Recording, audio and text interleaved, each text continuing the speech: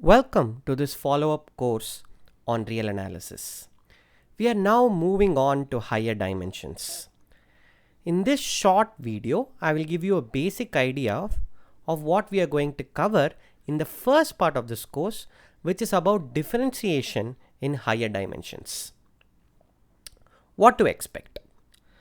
Now we are beginning our journey into higher dimensions.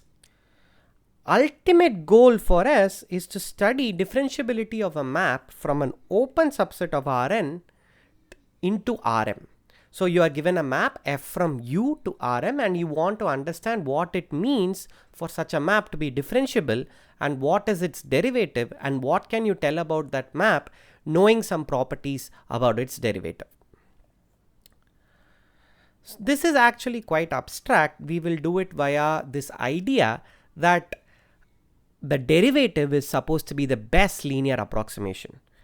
To make things easier, we will first deal with functions defined on an open subset of R that take values in Rn.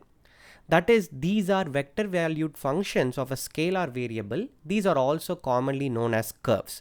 We will study about curves first. It will be very easy because the theory is a straightforward extension of what we have already studied, differentiation of one variable functions taking values in R.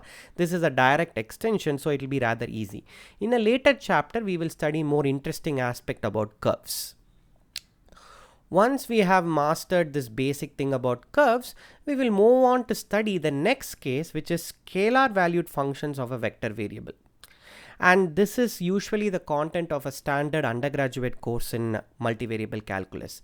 We will study all the basic characters, gradient, level surfaces, partial derivatives, directional derivatives.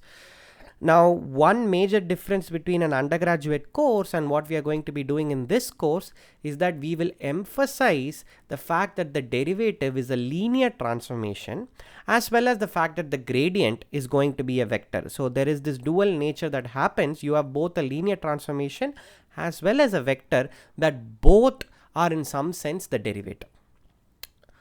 Once we have done all that, we will move on to the final case of treating functions defined on an open set in Rn taking values in Rm. Here we will use the definition of the derivative as the best linear approximation and study the basic properties of the derivative.